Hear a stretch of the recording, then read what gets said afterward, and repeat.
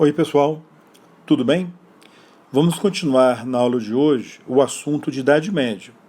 Nós vimos o conceito de Idade Média, falamos sobre o Império Bizantino, naquela primeira aula. Em seguida, nós falamos sobre os francos, na segunda aula. E agora, nessa terceira aula, eu vou falar sobre o feudalismo, sobre a segunda invasão bárbara e o feudalismo. Nas aulas de Brasil, Djalma falou um pouco sobre o feudalismo para vocês, né? Aqui eu vou complementar, revendo uma coisa ou outra que ele falou e acrescentando outros dados. Muito bem. Segunda invasão bárbara ocorreu no século IX e no século X. Segunda invasão bárbara? Nós vimos que no final do Império Romano, entre o século IV, V e VI, ocorreu a primeira invasão bárbara, a invasão dos povos germanos que invadiram o Império Romano do Ocidente e destruíram o Império Ocidental. Esses povos bárbaros criaram reinos bárbaros no Ocidente, no lugar do Império Romano. Entre esses reinos bárbaros estava o Reino Franco, que tentou criar um império e acabou fracassando.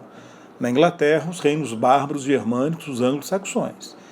Esses reinos germânicos, ou de origem germânica, por ironia, viraram alvo também de uma invasão bárbara. A primeira invasão bárbara foi dos germanos, que tomaram a Europa Ocidental e criaram os reinos germânicos, né? Que viraram reinos cristãos e tal. Agora foi a vez desses reinos descendentes dos germanos serem alvos de uma outra invasão bárbara. A segunda invasão foi uma invasão caracterizada por ataques e migrações de três povos principais: normandos, húngaros e sarracenos. O alvo, como eu comentei, esses reinos feudais ou semifeudais em formação de origem germânica na Europa Ocidental. França, Inglaterra, a própria Alemanha, né, foram alvo desses reinos. A Itália também foi atacada. Os normandos, os homens do norte, são os vikings. A origem deles está na Escandinávia, Suécia, Noruega, Dinamarca. Tem aquela série Viking, né, que faz um maior sucesso, que mostra essa ação dos vikings sobre a Europa Ocidental. Uma das temporadas mostra eles atacando Paris, inclusive, né? Atacaram um bocado a Inglaterra, a Irlanda, mas atacaram também a França. Os húngaros são os magiares. São povos de origem nômade que vieram lá das estepes da Rússia, invadiram a Europa Central, atacaram a Europa Ocidental e acabaram se fixando na atual Hungria. E os sarraceno era originalmente o nome de uma tribo árabe, mais ou menos ali na fronteira da Jordânia, com a Arábia Saudita e tal. E o nome pegou para virar sinônimo de árabe na Idade Média, né? Só que esse novo ataque sarraceno-árabe partiu de árabes e berberes, seguidores do islamismo, muçulmanos, que viviam no norte da África. Eles atacaram, né, o sul da França, atacaram também a Itália. Aqui no mapa vocês estão vendo essas invasões. Olha lá, a Escandinávia, está ali em abóbora lá em cima, né, atacando a Inglaterra, a França, os húngaros, umas setas assim, cor de abóbora ali à direita. E essa parte amarelada embaixo, cor mostarda, era a área dominada pelos sarracenos, né, que atacaram, sobretudo, a Itália. Ok? Bom, consequências da segunda invasão bárbara. Os invasores pilharam, roubaram, destruíram materialmente, né, as áreas atacadas, criando maior insegurança. O comércio, que já estava em declínio desde a queda do Império Romano, começou a se recuperar lá com o Império Carolíngio, mas ele volta a declinar, né, numa insegurança como essa que marcou a segunda invasão bárbara. Nessa estrutura que se consolidou o famoso feudalismo. Por exemplo, muitos indivíduos livres recebem proteção da nobreza em troca de trabalho. O nobre falava: eu te protejo, mas você vai ter que trabalhar para mim. Você pode morar aqui na minha terra, mas vai ter que trabalhar para mim, né? E passaram a ficar dependentes desses nobres. Um processo chamado recomendação. E isso expandiu, por exemplo, a servidão, né? Além disso, reis e nobreza estabeleceram acordos militares e políticos de obrigações e ajudas recíprocas, um ajudando o outro, que levaram ao desenvolvimento da famosa vassalagem. Ou seja, quando a gente fala do feudalismo propriamente dito, né, a gente está falando de um sistema político, militar, com características também sociais, que marcou a história da Europa na Idade Média, mas começou a ser formado lá no final do Império Romano, foi se formando ao longo dos reinos bárbaros, do Império Carolíngio, e o componente final para a formação do sistema feudal foi essa segunda invasão bárbara que criou um contexto favorável ao desenvolvimento do feudalismo. Primeira coisa que a gente tem que lembrar: o feudalismo surgiu na Europa, no mundo ocidental, no século X, com o Ocidente com a seguinte característica. Primeiro, não existia unidade política no Ocidente. O Império Romano Ocidental chegou a criar uma grande unidade política, mas ele desapareceu. O Império Carolíngio quase estabelece essa unidade política, ou reestabelece, não conseguiu, fracassou. Então a civilização ocidental ela era caracterizada pela existência de vários reinos com povos diferentes, mas com uma unidade religiosa. Todos eram católicos. E nesses reinos surgiram relações políticas, militares e sociais baseadas no feudalismo. Então o feudalismo, pessoal, ele se desenvolve nessa estrutura política, de uma Europa fragmentada politicamente, unida, né, pela religião, mas com monarquias que eram fracas.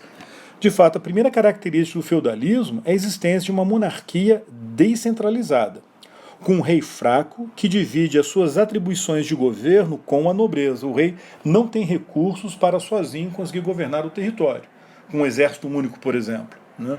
Ou aplicar a justiça centralizada em suas mãos. Não, ele vai distribuir funções para a nobreza da sua confiança. Então, com isso, o poder fica distribuído, fica descentralizado. O poder econômico, político e militar da nobreza é outra característica fundamental do feudalismo. Ela recebe esse poder do rei, que reforça o poder econômico que ela já possuía controlando as terras. Lembrando que a nobreza é uma elite guerreira.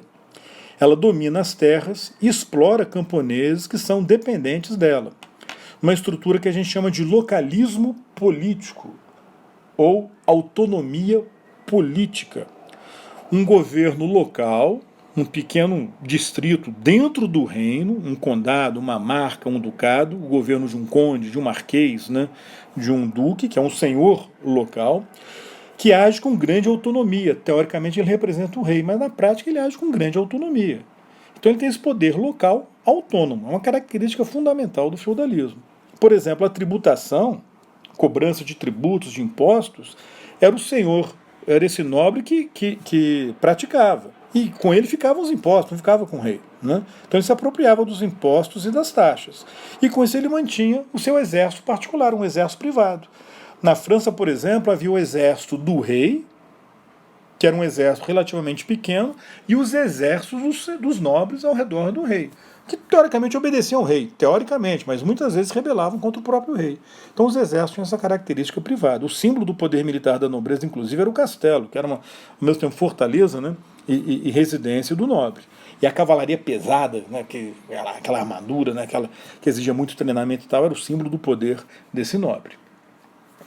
Nessa estrutura é que surgiram as relações de suzerania e vassalagem, chamadas de relações feudo-vassálicas. Foram relações entre o monarca e a nobreza e entre os próprios nobres, funcionando assim. Um deles era o suzerano. O suzerano cedia uma riqueza, em geral uma terra, conhecida como feudo, para um vassalo. Em troca desse feudo, o vassalo devia fidelidade e auxílio militar ao suzerano. O nobre que recebe o feudo, recebe a terra como feudo, passa a ser o quê? O senhor feudal daquela terra. Ele passa a ter o poder local supremo. Ele passa a ter autonomia naquele feudo. E passa a ter a responsabilidade de governar e manter a ordem local. Essas terras foram sendo distribuídas entre nobres, formando uma rede de feudos. Teoricamente, tudo pertencente ao rei, teoricamente, mas na prática o rei perdeu o controle. Cada nobre virou, na prática, o proprietário daquele feudo. Um sistema onde predominava a servidão, que são camponeses semi-livres, presos à terra. Eles possuem autossuficiência econômica, eles produzem para o seu sustento, na agricultura, um artesanato rústico, né, bem simples. Parte da produção era então para a sua subsistência, mas a maior parte dos excedentes que o camponês produzia, ele entregava para o senhor daquela terra. O senhor feudal, na forma de impostos, na forma de taxas, na forma de trabalho forçado, a famosa corveia, que era o trabalho forçado que o camponês fazia na terra explorada diretamente pelo senhor. Essa exploração ficou conhecida como regime senhorial, a exploração de camponeses pelos senhores em um senhorio, uma grande propriedade rural.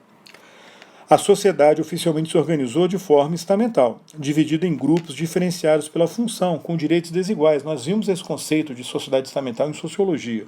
No caso do feudalismo, eram 3 ordens ou 3 estamentos. A primeira ordem, composta pelos sacerdotes, ou seja, o clero, aqueles que rezam, os orátores, cuidam das orações, da reza, função religiosa. A segunda ordem, que eram os guerreiros, a nobreza, aqueles que lutam, os belátores, uma função guerreira, uma função militar. E a terceira ordem, os trabalhadores, o povo, os que trabalham, os laboratores, uma função econômica. Uns oram, outros lutam e outros trabalham.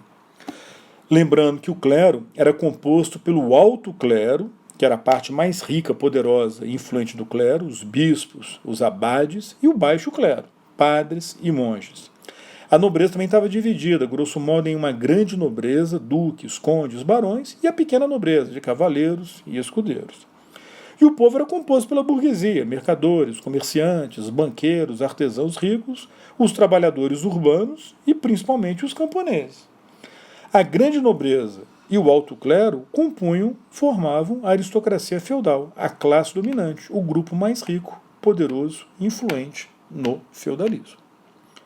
Ok? Opa. Então é isso aí. Nós vimos as características básicas do feudalismo e na próxima aula eu vou falar sobre o islamismo para a gente poder encerrar o assunto da Alta Idade Média. Até a próxima, pessoal. Tchau, tchau.